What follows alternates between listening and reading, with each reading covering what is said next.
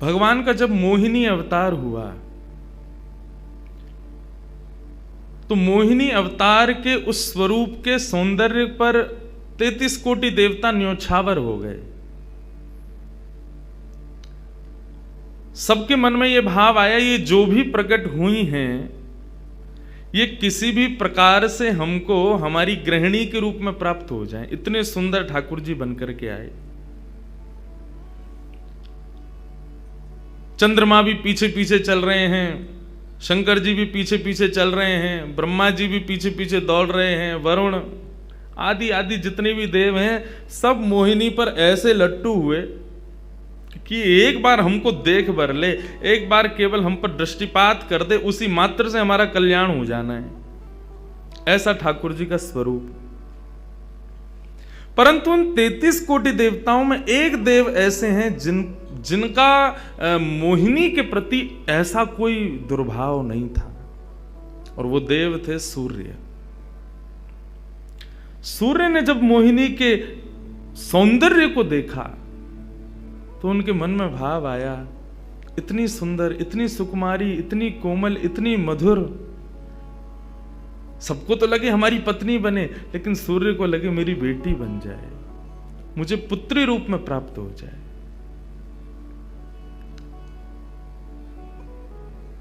जब सूर्य के हृदय में यह भावना उत्पन्न हुई तो मोहिनी ने कटाक्ष नेत्रों से सूर्य की ओर देखा, बाकी किसी को देख ही नहीं रही है, और देख करके केवल ठाकुर जी ने उनको इशारा किया।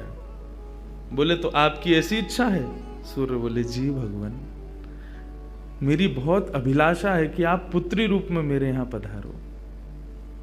ठाकुर जी बोले इतना साधारण नहीं है हमको प्राप्त करना, पुत्र रूप में प्राप्त करना फिर भी साधारण होगा, लेकिन पुत्री भाव में ये तो असाधारण है, इसके लिए आपको तप करना पड़ेगा।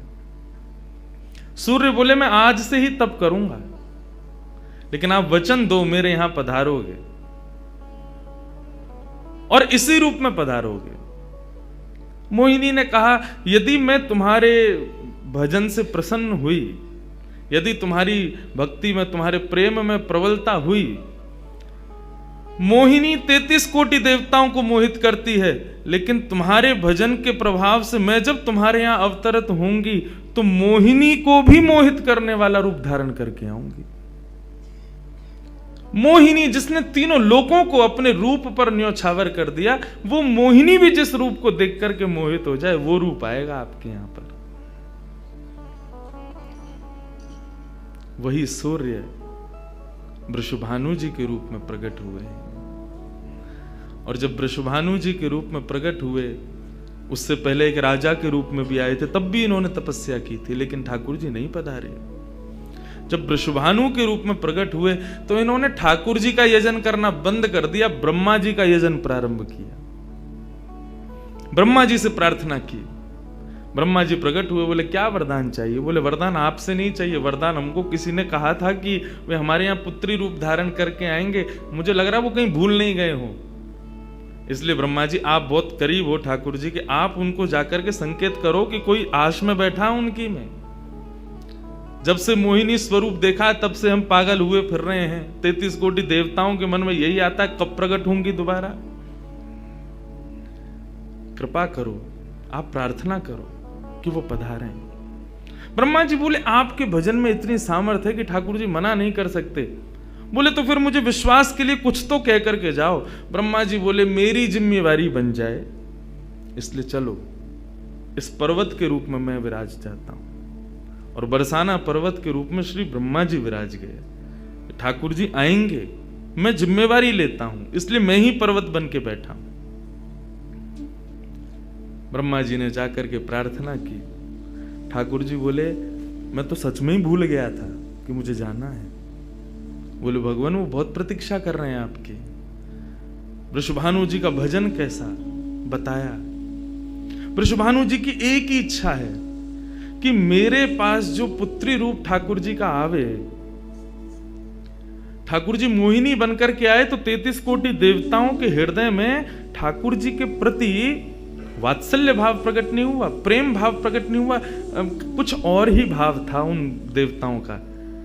वृषभानु जी कह रहे हैं कि मैं ऐसी पुत्री पाना चाहता हूं जिसको देख करके काम नष्ट हो जाए, काम का भी मर्दन हो जाए, सामने वाले के हृदय में एक दिव्य प्रेम प्रकट हो, निष्काम प्रेम, अनकंडीशनल लव किसे कहते हैं, इसका प्रसाद पूरे दुनिया को देने वाली ऐसी पुत्री मेरे घर पधारे। स्वार्थ सिद्ध प्रेम सब करना जानते हैं, लेकिन निस्वार्थ प्रेम किसे कहते हैं, वो ठाकुर जी का वो शक्ति स्वरूप ही सबको बता सकता है। ब्रह्मा जी की प्रार्थना हुई ठाकुर जी से।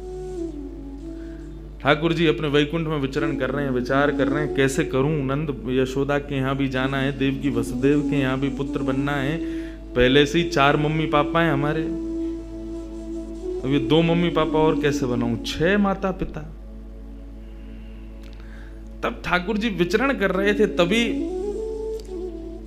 एक खंभ में मणि, उस मणि में ठाकुर जी ने अपना प्रतिबिंब देखा। ठाकुर जी अपना प्रतिबिंब नहीं देखते, क्यों? बहुत कम देखते हैं। जब श्रृंगार आरती होती है लाल जी की, तभी इनको प्रतिबिंब दिखाते हैं, और उस प्रतिबिंब में भी इतने इतराते हैं महाराज, उसमें भी स्वयं को देख करके खुश हो जाते हैं, वाह मैं कितना प्यारा लग रहा हूं। अपना प्रतिबिंब ठाकुर जी इसलिए नहीं देखते क्योंकि स्वयं ठाकुर जी मोहित हो जाते हैं खुद ही पर। जैसे ही ठाकुर जी ने स्वयं का प्रतिबिंब देखा, प्रतिबिंब देख के आगे बढ़े, लेकिन ठाकुर जी मन में विचार करने लगे, मुझे सबके स्वभाव प्रिय हैं, लेकिन अपना यदि देखूं तो अपना प्रतिबिंब बहुत प्रिय है। जब स्वयं को देखता हूं प्रतिबिंब में, तो ऐसा लगता है कि मानो जो सबको मोहित कर रहा है वो स्वयं को जब देखे तो खुद भी मोहित हो रहा है, क्योंकि प्रतिबिंब कभी झूठ नहीं बोलता। प्रतिबिंब का ये स्वभाव है, आप जैसे हो वैसा आपको दिखाता है। ठाकुर जी ने जब प्रतिबिंब देखा, अपने उस प्रतिबिंब स्वरूप को ठाकुर जी ने स्थिर कर दिया, और स्थिर करके अब तो ठाकुर जी लाए महाराज लक्ष्मी जी की पूरी पेटिका लेकर के आए श्रृंगार की, और अपने प्रतिबिंब स्वरूप को ही उन्होंने श्रृंगार करना प्रारंभ किया। किशोरी जी के श्रृंगार का इतना भाव बताते हैं, किशोरी जी की नथ बेसर ऐसी, किशोरी जी के कान के कुंडल ऐसे, किशोरी जी के पांव की महावर ऐसी, क्यों ना हो, क्योंकि श्याम सुंदर ने श्रृंगार किया है। किशोरी जी का जो स्वरूप है वो ठाकुर जी ने उसका श्रृंगार किया है। नारायण बैठे महाराज सिंहासन लगा करके अपने प्रतिबिंब का ही श्रृंगार कर रहे हैं। मोर पीछ हटाया, मुकुट उतार के दूर रखा, घुंघराले केशों को खोल दिया, नेत्रों में सुंदर सुंदर छोटा छोटा काजल लगाया, माथे पर एक सुंदर बिंदिया लगाई है, होठों पर निर्मल लालिमा लगाई है, गले में हार पहनाया, सर्वांगीण श्रृंगार किया, और लक्ष्मी जी की चुनरी ला करके जैसे ही शीश पर से चढ़ा करके ठाकुर जी ने थोड़ा सा जो श्याम रंग है उसको जैसे ही गौरवर्ण किया, वैकुंठ के उस प्रतिबिंब में से मानो जैसे सूर्य चंद्र का एकाकार रूप प्रकट हो गया हो, इतना तेज पुंज प्रकट हो गया कि ठाकुर जी भी अपने नेत्रों को छुपाने लगे। थोड़ी देर नेत्रों को बंद करने के बाद जब बड़ी धीरे से ठाकुर जी ने जब अपने प्रतिबिंब की ओर देखा, तो किशोरी जी का दिव्य स्वरूप वहां प्रकट हो गया। ठाकुर जी ने दंडवत किया, पहले प्रणाम, हे श्याम सुंदर, आपने ही मेरो निर्माण कियो है, आपने ही मोको प्रकट कियो है। क्या भाव है? ठाकुर जी बोले कोई भाव नहीं है, केवल मोहिनी भाव से 33 कोट देवता मोहित हुए थे, लेकिन मैं मोहित नहीं हो पाया था, इसलिए तब से मैं भी तड़प रहा था कि मुझे भी कोई मोहित करे, उस मोहिनी को भी मोहित कोई करे। वो स्वरूप आज प्रकट हुआ है। धर्म की स्थापना हुई, ज्ञान की स्थापना हुई, भक्ति की स्थापना हुई, वैराग्य की स्थापना हुई, लेकिन अंततो गत्वा संसार का सार जो प्रेम है उसकी स्थापना नहीं हुई है। उसके लिए आपका अवतार धारण करना अति आवश्यक है। आप मेरी शक्ति हैं, आप मेरी आत्मा हैं। पूरा विश्व और पूरे विश्व की दिव्य चेतना किसकी प्राप्ति के लिए दौड़ रही है? कि आत्मा एक दिन परमात्मा में मिल जाएगी, लेकिन उस परमात्मा में आत्मा जो विद्यमान है वही तो किशोरी जी हैं। उस आत्मा की परमात्मा की जो आत्मा है वही तो श्री राधा जी हैं। लोग उनके रूप को नहीं समझ पाते। आजकल के यंगस्टर्स, आजकल के युवा उनको बहुत विचित्र रूप में दर्शन करते हैं कि कृष्ण राधा कौन है, बोले कि they are just like some love words. ऐसा नहीं है। आप उनको सीमित उस अवस्था में, और माफ कीजिएगा यदि किसी प्रवचनकर्ता की कथा सुनने के बाद भी आप उनको वहीं तक सीमित मान रहे हो ना, दोष आपको नहीं, प्रवचन करने वाले को लगेगा कि तुम किशोरी जी के इसी रूप को स्थापित कर पाए। इसीलिए कथाओं में ज्यादा किशोरी जी का प्रसंग ना हम कहते हैं ना उसका स्पर्श करते हैं। स्पर्श करने पहले से भी 100 बार सोचते हैं।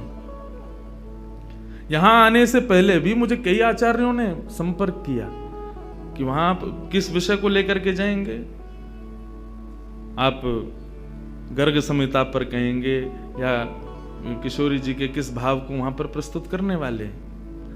मैंने कहा देखो, हम बस बोलेंगे जो निकल जाए मुंह से, जिसका जो भाव ठाकुर जी स्वीकार कर लें बस, लेकिन भाव ये रखेंगे ठाकुर जी विराज गए हैं कि कोई अनधिकारी इस भाव को सुनकर के अपने मन में कोई दुर्भाव ना प्रकट करे। ब्रजवासी बहुत डरते हैं किशोरी जी के भाव को कहने में, क्योंकि जब सामने वाले से प्रत्युत्तर के रूप में कुछ विलग ही सुनने को मिलता है तो बहुत कष्ट होता है हृदय को कि तुमने किशोरी जी को क्या समझा, वो क्या है और तुमने उनके किस रूप को जाना। वो ठाकुर जी का ही प्रतिबिंब स्वरूप है, ठाकुर जी का ही आत्मा स्वरूप है। और एक बात कहूं, प्रतिबिंब से और आत्मा से प्रेम किया जा सकता है, ब्याह नहीं किया जा सकता, क्योंकि प्रतिबिंब और आत्मा ये दोनों हमसे अलग नहीं है। ब्याह के लिए एक अलग व्यक्ति चाहिए, एक हमसे कोई अलग हो, हमसे कोई जुदा हो, 2 लोग चाहिए तब ब्याह संपन्न होता है। लेकिन कृष्ण और राधा, इन दोनों में भेद है ही नहीं। किशोरी जी और ठाकुर जी में कभी भी कदापि कोई भेद नहीं है। बल्कि लीलाएं अभी सुनेंगे हम लोग, कभी कभी ठाकुर जी जब किशोरी जी का रूप धारण करते हैं तो किशोरी जी से ज्यादा गोपियों को सुख देते हैं।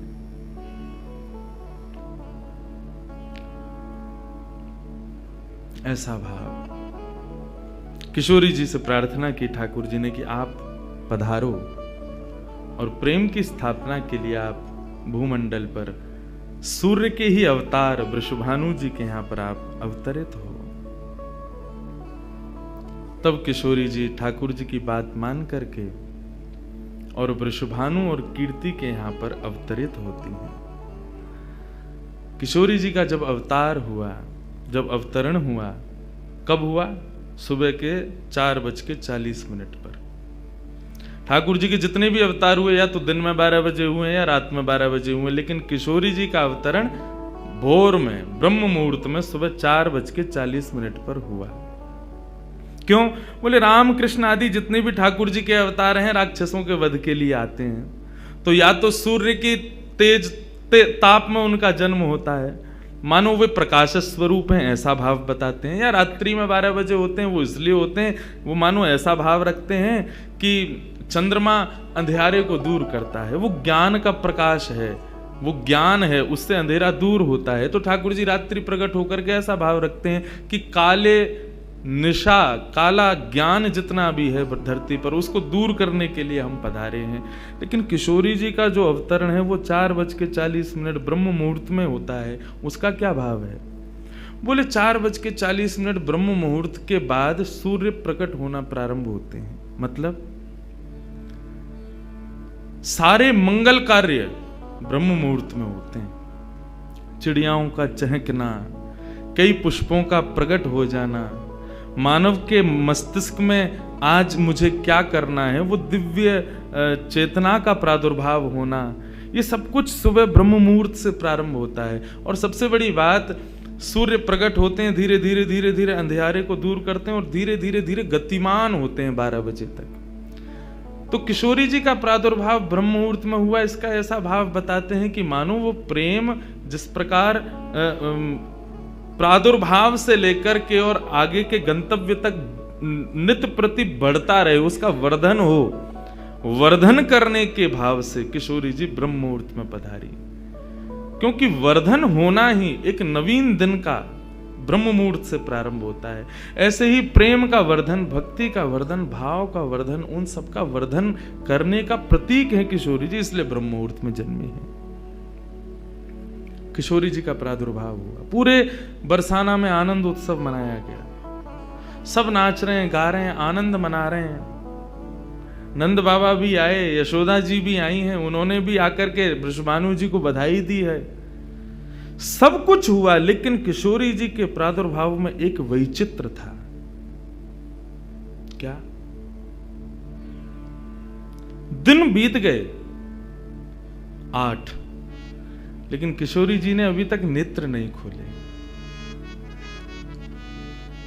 अभी तक किशोरी जी केवल एक छोटी सी बालिका हैं, एक सुकुमारी हैं, परंतु अभी तक किसी को भी किशोरी जी के नेत्रों का दर्शन नहीं हुआ। अभी तक किशोरी जी के नेत्र नहीं खुले हैं। इस बात से कभी कभी चिंतित हो जाते हैं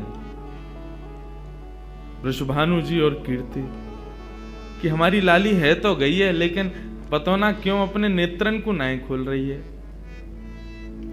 कभी कोई संत आ जाए, कोई वैष्णव आ जाए, कोई ब्राह्मण आ जाए, तो उनसे निवेदन करते हैं कि हमारी लाली नेत्र नहीं खोल रही।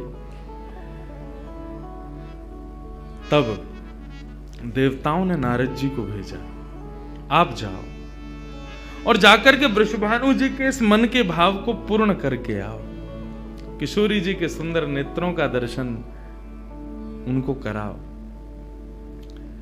तब श्री नारद जी महाराज का आगमन हुआ। नारद जी जैसे ही आए तो वृषभानु जी ने नारद जी को देखते ही सबसे पहले अपने पुत्र को बिठा दिया।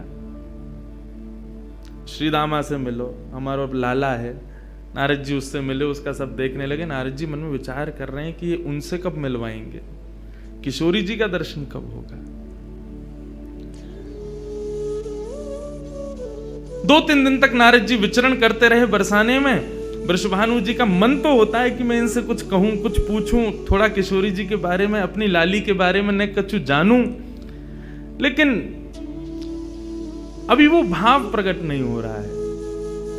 तब एक दिन एक छोटी सी बरसाने की लाली को जब नारद जी महाराज खिला रहे थे और उससे प्रेम चर्चा कर रहे थे, ये दृश्य जब वृषभानु जी ने देखा, उन्होंने तुरंत नारद जी के चरण पकड़े और कहा, हे भगवान, हमारी एक लाली भई है, बहुत सुंदर है, सुकुमारी है, नन्ही सी है, अभी वाकु देख करके स्पर्श करवे में डर लगे कि कहीं हमारे स्पर्श से कोई कष्ट ना है जाए, या हमारे हम सबन को दर्शन भी ना करा में। लेकिन महात्मन आपसे पूछना चाह मैं, हमारी लाली नेत्र नहीं खोल रही है, कहा भाव है? नारद जी तो तुरंत बोले, अरे तो तुमने इतने दिन से क्यों नहीं बताया? वो तो पहले से ही बैठे थे तैयार कि ये जल्दी बोले तो मैं जाऊं, जाकर के दर्शन करूं। बोले संकोच है रहे हो? बोले संकोच मत करो, अभी लेके चलो, कहां है तुम्हारी लाली, मुंह को बताओ। नारद जी महाराज जा रहे हैं वृषभानु भवन में। एक बेड़ी पार की, दूसरी बेड़ी पार की, तीसरी बेड़ी पार की। जैसे ही भीतर पहुंचे हैं, सुंदर सुगंधी भीतर से प्रकट हो रही है। सामने स्वर्ण जटित एक पालना है, और जैसे ही उस पालने में जाकर के नारद जी ने दर्शन किया, कमल कली को वृषभानु की लली को रंग, कैसा रंग है? बोले जैसे कमल की कली हूं मैं ना, ऐसी श्री वृषभानु नंदिनी है। नारद जी ने जैसे ही उनको दर्शन किए हुए आनंदित है गए, आनंदित है करके प्रणाम करने लगे। वृषभानु जी बोले, हमारी लाली नेत्र नाय खोल रही है, आप कृपा करो ना। नारद जी बोले, एक मंत्र पढ़ना पड़ेगा, कुछ करना पड़ेगा, तंत्र मंत्र करना पड़ेगा, तब आपकी लाली बोलेगी। वृषभानु जी बोले, देख लो, ले संभल के करियो, हमारी लाली बहुत कोमल है, वो ना स्पर्श नहीं करेंगे, दूर बैठ के करेंगे। वृषभानु जी बोले, तो करो। बोले, आपको पहले बाहर जानो पड़े, वो एकांत में करेंगे। कीर्ति वृषभानु जी को देखें, बोले लाली को अकेला तो ना छोड़ेंगे? बोले नहीं बाबा, विश्वास पात्र है, हम कर सके। वृषभानु जी और कीर्ति दोनों जैसे ही बाहर पधारे, नारद जी ने गेट बंद कियो, तुरंत चरणन में प्रणाम कियो और प्रणाम करके सीधे सन्मुख बैठे हैं। हे कृष्ण मनोहारिणी जय वृंदावन प्रिया, जय भू मंगल ललिता, जय वेणु नवाकुल, जय कृष्ण मनोहारिणी जय वृंदावन प्रिया, जय भू मंगल ललिता, जय वेणु नवाकुल।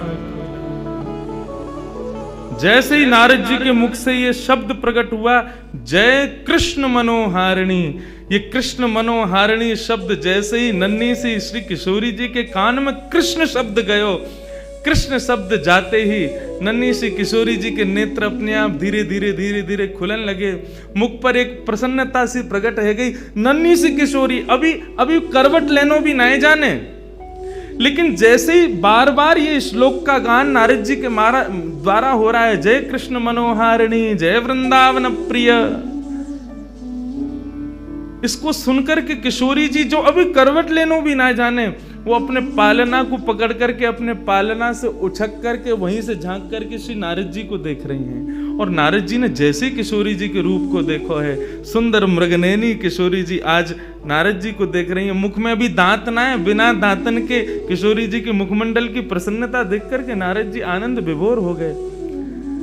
नारद जी बोले, आपको ये कीर्तन भायो, आपको ये कीर्तन प्रिय लगो?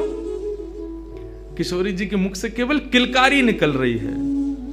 नारद जी ने उठाई अपनी वीणा करताल और जय कृष्ण मनोहारिणी जय वृंदावन प्रिय, और इसी का कीर्तन करते हुए वहां नाचने लगे, नृत्य करने लगे, चारों ओर घूम रहे हैं। बीच में पालने में श्री किशोरी जी बैठ करके और करताल बजा रही हैं और करताल बजा करके आनंदित हो रही हैं। वृषभानु जी बाहर खड़े, बोले कि भीतर तो कीर्तन चल रहा है, करताल की आवाज आ रही है, वीणा बज रही है। तभी उनने कान लगा करके सुनो तो नारद जी गा रहे जय कृष्ण मनोहारिणी जय वृंदावन प्रिय, जय भ्रू मंगल ललिता, जय वेणु रवाकुल।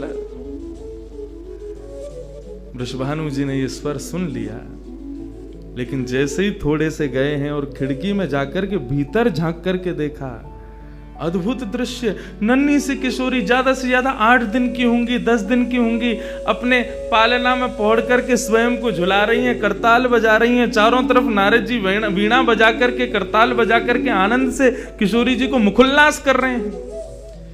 ये दृश्य देख करके श्री वृषभानु जी को एक बार तो मूर्छा आ गई, मैं वास्तव में 8 दिन की बालिका को देख रहा हूं। उन्होंने कीर्ति को कुछ नहीं बताया। नारद जी महाराज ने प्रणाम किया, तब किशोरी जी की सहचरियां प्रकट हुई और कहा कि हे नारद, आपने हमारी किशोरी जी को बहुत सुख प्रदान किया है। जब कभी भी आपको ऐसा दर्शन करना हो तो हम आपको कुछ स्थान बता रहे हैं। गोवर्धन, श्री यमुना पुलिन और ब्रज कुंज, इन 3 स्थानों पर आप जब कभी भी हमारी किशोरी को स्मरण करके यही कीर्तन को गान करोगे, किशोरी जी को यही स्वरूप आपको दिखेगा। ये हमारा वरदान है आपको, क्योंकि आपने किशोरी जी कृपामयी तो हैं। लाल जी 10 बार विचार करेंगे कृपा करवे में, किशोरी जी विचार थोड़ी करें, वो तो तुरंत करुणा करें। नारद जी जाओ, जब कभी भी लाडली को दर्शन करना हो यही भाव से कर लियो। नारद जी महाराज के नेत्र सजल है गए, किशोरी जी के चरणन में बारंबार प्रणाम कियो और प्रणतिपात करते हुए वहां से प्रस्थान कर गए। किशोरी जी फिर से नेत्र बंद करके अपने पालना में पौड़ गई। कीर्ति जी बोली, बाबा आयो, टोना टोटका करके गयो, तब वो हमारी लाली के नेत्र तो खुले नहीं। कीर्ति जी गोद में लेकर के सुला रही है, नेक नेक थोड़ी सी संकुचित है करके रुदन करना प्रारंभ कियो। सो इतने में वृषभानु जी आए और वृषभानु जी बोले, नेक दियो लाली को, और किशोरी जी को गोद में लेकर के वृषभानु जी बोले, हे कृष्ण मनोहारिणी। जैसे ही बोले तुरंत किशोरी जी के नेत्र फिर से खुल गए, फिर से अपनी किलकारी भर करके कीर्तन में करताल बजाने लगी, आनंद विभोर हो गई। अब तो जैसे ही ये भाव देखो वृषभानु जी ने कीर्ति को सुनायो, कीर्ति भी वही गा रही है, पूरा बरसानो आकर के श्री कृष्ण कीर्तन करने लगो, और बीच में मध्य में बैठ करके किशोरी जी अपनी करताल बजा रही हैं, किलकिल करके हंस रही हैं, इतनी आनंद विभोर रह रही हैं। तब सबन को ये भेद पतो चलो, कहा कि ये श्री कृष्ण की आत्मा है, ये उनसे विलग नहीं है, वे ही आपको सर्वस्व है।